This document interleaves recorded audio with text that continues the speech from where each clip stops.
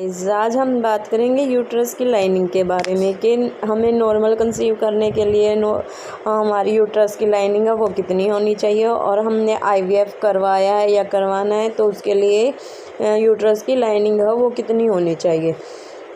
अब हम सबसे पहले बात करेंगे नॉर्मल कंसीव करने के लिए। नॉर्मल कंसीव करने के लिए हमें लाइनिंग चाहिए 10 से 12 mm तक होती है ये, और ये बॉडी टू बॉडी भी वेरी करता है, किसी में कम बनती है किसी में ज़्यादा बनती है। नॉर्मल ये 7 से 12 के बीच में ही होती है, इतनी 12 सफिशिएंट है। इससे ज़्यादा अगर किसी की लाइनिंग होती है तो भी वो अच्छी नहीं होती है, पर 12 बहुत है, ये नॉर्मल है।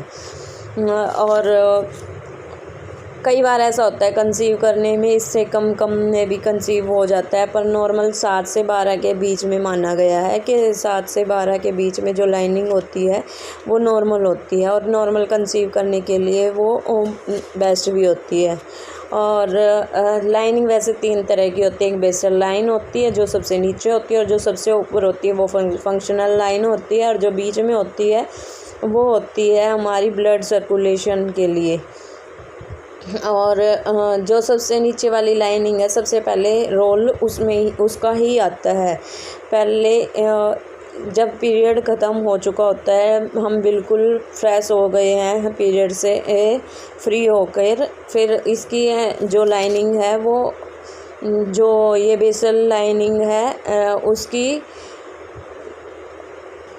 ग्रोथ 1 से 2 mm होती है, और ये धीरे धीरे ग्रो करती है। ये ग्रो करती है ओव्यूलेशन के टाइम तक, नॉर्मल 10 से 14 या 15 दिन के बीच, क्योंकि नॉर्मल जो 28 दिन के साइकिल होता है उसमें ओव्यूलेशन 10 से 14 दिन या 15 दिन के बीच में हो चुका होता है, और तब तक ही ग्रो करती है जब तक हमारा ओव्यूलेशन नहीं होता।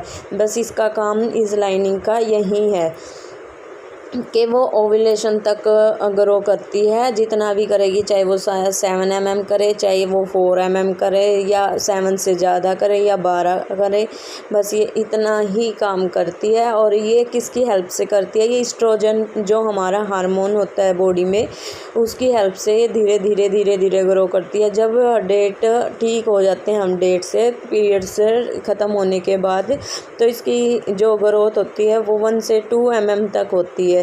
धीरे धीरे ग्रो कर जाता है ये एस्ट्रोजन हार्मोन की वजह से। फिर 10 से 15 दिन के बीच में इतना काम हो गया, फिर हो गया ओव्यूलेशन। ओव्यूलेशन होते ही ये प्रोसेस स्टॉप हो जाता है। फिर यहाँ फंक्शनल लाइन जो ऊपर वाली लाइन है उसका प्रोसेस स्टार्ट हो जाता है। फंक्शनल लाइन क्या करती है? जो हमारे बच्चेदानी की परत है उसको मोटा करती है। उसको मोटा इसलिए करती है क्योंकि अगर ओवुलेशन तो हो ही चुका है, अगर हमारे यूट्रस या बच्चादानी की जो लाइनिंग है वो मोटी होगी तो जो हमारा एम्ब्रियो है वो हमारे अंदर आया है, ये नॉर्मल कंसेप्शन में है। अगर वो हमारी बॉडी में, हमारे यूट्रस में अंदर की साइड आया है तो वो वॉल से चिपक जाए और कंसीव हो जाए, प्रेगनेंसी हो जाए। तो इसीलिए ये उस परत को मोटा करता है। ये मोटा करने का काम करता है प्रोजेस्टेरोन हार्मोन। हमारी बॉडी में प्रोजेस्टेरोन हार्मोन एस्ट्रोजन के बाद आता है 15 दिन के बाद, जब हमारा ओव्यूलेशन हो जाता है। उसके बाद यहाँ एस्ट्रोजन स्टॉप हो जाता है और यहाँ इसके बाद प्रोजेस्टेरोन हार्मोन का काम स्टार्ट हो जाता है। ये हमारी जो यूट्रस की लाइनिंग है, वॉल है, उसको मोटा करने में लग जाता है। ये काम करता है अगले 10 दिन तक। ये आप नॉर्मल ये लगा के चलो 15 दिन तक तो काम किया एस्ट्रोजन ने, और नेक्स्ट 10 डेज़ में काम किया प्रोजेस्टेरोन हार्मोन ने, तो हो गई ये नॉर्मल आप लगा के चलो 25 दिन। 3-4 दिन के बाद आपकी पीरियड आ जाएगा। अगर आपने कंसीव कर लिया, बॉडी हमारी पहले से इंडिकेट कर लेती है, अगर प्रेगनेंसी हो जाती है, कंसीव हो जाता है तो पीरियड नहीं आते, तो ये जो प्रोजेस्टेरोन हार्मोन है ये अपना काम ऐसे ही करता रहता है। और अगर कंसीव नहीं कर पाते किसी भी वजह से, तो ये काम करेगा फिर पीरियड्स को लाने के लिए। और जैसे ही इसको पता चलेगा भाई बॉडी ने कंसीव नहीं किया, तो ये ऑटोमेटिक जो लाइनिंग है, थिकनेस है, वो कम हो जाती है, वो बिल्कुल गिरने लग जाती है। 4-5 दिन में बिल्कुल गिर के वापस से 1-2 mm पे आ जाएगी और फिर हमारा पीरियड आ जाता है। फिर नेक्स्ट साइकिल का काम करना वैसे ही स्टार्ट हो जाता है। ये हमारा आ गया नॉर्मल कंसीव में। अब करेंगे हम IVF की बात। IVF में तो आपको पता ही है, जो हार्मोन ईस्ट्रोजन और प्रोजेस्टेरोन है वो डॉक्टर बाहर से ही देते हैं हमें, बाय इंजेक्शन या बाय मेडिसिन्स। ओरली भी हो सकता है और वो टैबलेट के थ्रू भी हो सकता है और इंजेक्शन के थ्रू भी हो सकता है। पर जो IVF में लाइनिंग है वो नॉर्मल रेंज होती है 7 mm। 7 mm तो चाहिए होती है। वैसे कई बार है ना, डॉक्टर रिस्क ले लेते हैं कम में भी, अगर किसी की लाइनिंग कम बन रही है, ज़्यादा नहीं बन रही। कई बार तो ऐसा हुआ है कि 4 या 5 या 6 mm में भी लेडीज़ ने कंसीव किया है।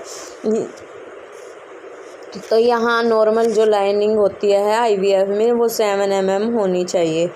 और अगर इससे कम होगी तो बेबी कंसीव करने में थोड़ी प्रॉब्लम होती है। अब हम बात करेंगे कि जो ये लाइनिंग है वो कम किस किस वजह से बनती है।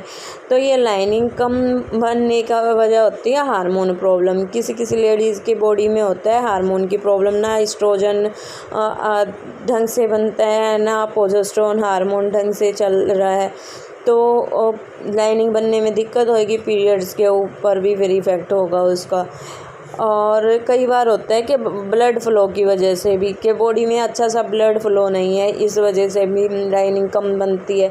बॉडी में कम ब्लड है उसकी वजह से भी जो लाइनिंग है वो कम बनती है। और बच्चेदानी के अंदर गांठ हो तब भी लाइनिंग कम बनती है। फाइब्रोड हो तब भी, कोई इन्फेक्शन हो इसकी वजह से भी। ये कुछ कारण हैं जिसकी वजह से लाइनिंग सही नहीं बन पाती। इनको दूर करने की 1-2 होम रेमेडीज़ हैं। वो ये हैं कि डाइट, हमें अपनी डाइट में ग्रीनरी ऐड करने चाहिए, जैसे ग्रीन वेजिटेबल या सलाद। और नंबर 2 पे आता है विटामिन और मिनरल्स। इसमें हम ड्राई फ्रूट्स ऐड कर सकते हैं अपनी डाइट में। और नंबर 3 पे आता है पेट की सिकाई। हम पेट की सिकाई भी कर सकते हैं, उससे भी हमारे जो यूट्रस की लाइनिंग है वो इंक्रीज़ होती है। और नंबर 4 पे आता है एक्सरसाइज। हम एक्सरसाइज करते हैं, उससे भी हमारा जो लाइनिंग है उसमें इंक्रीमेंट होता है। और लास्ट नंबर पे आते हैं हम वॉकिंग। अगर हम वॉकिंग करेंगे तो हमारी बॉडी में, पूरी बॉडी में ब्लड फ़्लो ज़्यादा होगा। पूरी बॉडी में ब्लड फ़्लो ज़्यादा होगा तो हमारे यूट्रस में भी ब्लड फ़्लो अच्छा होगा। ब्लड फ़्लो अच्छा होगा तो ये हमारी लाइनिंग में भी बहुत बेनिफिट होगा। Thank you for watching.